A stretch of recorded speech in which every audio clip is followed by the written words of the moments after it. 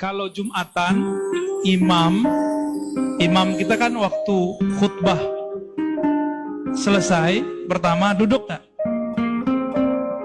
Di saat duduk bacalah Ahmad, Ruhullah, Muhammad, Habibullah. Coba dibaca. Ahmad, Ruhullah, Muhammad, Habibullah. Antum baca tuh. Semoga dipegang dadanya. Semoga itu ditandai oleh Allah. Ada nur dalamnya. Jika beliau nanti diislah oleh Allah, beliau keluar kepada kita, kita nanti bisa mengenalnya. Sidang Jumat yang berbahagia.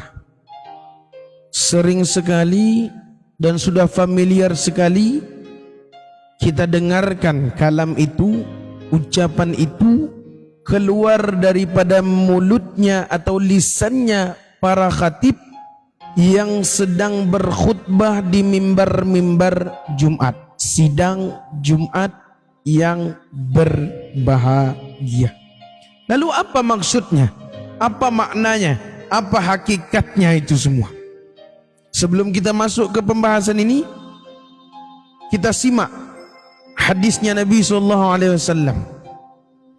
Kata Nabi SAW, "Man taraka yaumul jum'ata thalatha marratin." Barang siapa yang meninggalkan Jumatnya berturut-turut 3 kali tanpa uzur, tanpa alasan, berarti di sini meninggalkan dengan secara sengaja. Taba'allahu ala qalbi, maka terkuncilah hatinya, keraslah hatinya. Jika sudah terkunci dan keras hatinya, khatamallahu ala qulubihim wa ala sam'ihim wa ala absarihim ghishawatu wa lahum azabun azim.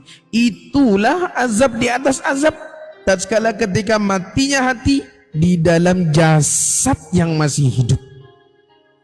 Maka karena matinya hati ini tadi itu, karena matinya hati di dalam jasad yang masih hidup, ini yang dikatakan oleh Rasulullah, di dalam diri manusia itu ada segumpal darah daging yang kalau sekiranya rusak darah daging itu, maka rusak jugalah seluruh anggota tubuhnya.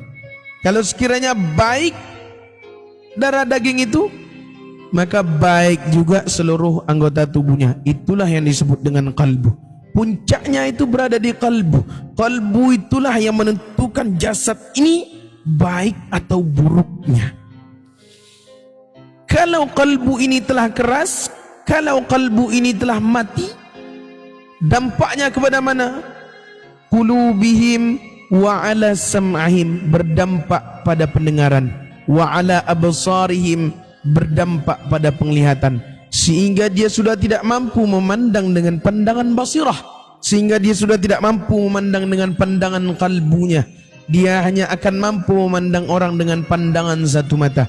Dia hanya akan mampu memandang orang dengan pandangan zahir. Dia tidak mampu memandang orang dengan pandangan 2 mata, zahir dan batin. Dia hanya mampu memandang orang dengan pandangan 1 mata saja. Inilah hakikatnya Dajjal yang mata 1 itu.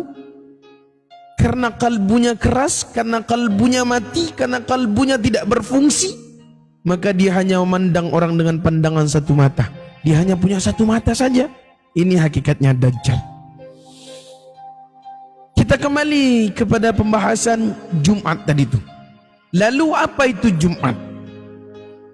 Jumat itu disebut dengan Jumadil fil hayat. Apa itu Jumadil fil hayat? Jumadil fil hayat yang mana Allah menghisap kehidupan kita, kehidupan manusia yang kita lakukan sejak 6 hari sebelum Jumat. Apapun yang kita lakukan, makanya dikatakan sidang Jumat yang berbahagia. Maqam hari Jumat itu adalah maqam yang suci, dikatakan sebagai maqam al-hijjah. Al-hijjah itu maksudnya adalah sama halnya seperti mahkamah akhirat. Jadi kalau hari Jumat itu sama halnya hari mahkamahnya akhirat atau sidangnya umat Islam, yang mana menghadirkan diri ini untuk dihisap segala perbuatan baik dan buruk yang dilakukan 6 hari sebelumnya. Tapi kata Nabi Muhammad SAW, apabila kita mendapatkan atau mengerjakan atau mendirikan ibadah pada malam Jumat, maka kita diberikan hidayah sepertiga Jumat. Jadi yang dimaksud dengan Jumat di sini adalah itu sidangnya, bukan pada salatnya. Salatnya itu tetap saja pada salat zuhur. Yang dimaksud dengan Jumat itu sidangnya, bukan salatnya. Salatnya tetaplah saja pada zuhur. Namun sudah terbagi, yaitu pada sidang 2 rakaat. Makanya di mana kita dikumpulkannya pada hari Jumat itu untuk dihisap. Karena disebut sidang Jumat yang berbahagia. Dikumpulkan kita pada hari Jumat itu untuk dihisap. Jadi kalau sudah dihisap sifat-sifat 6 hari yang lalu, maka kita akan menjalani kehidupan yang baru. Dimulai dari hari Jumatnya seorang nabi yang disebut dengan malam Sya'ban. Ini yang dikatakan yang disebut dengan hari Sabtu. Jadi hari Minggunya atau hari Ahadnya mulai dihitung lagi nasib-nasib kita yang baru. Itu pada ketika hari Ahad, hari Minggunya.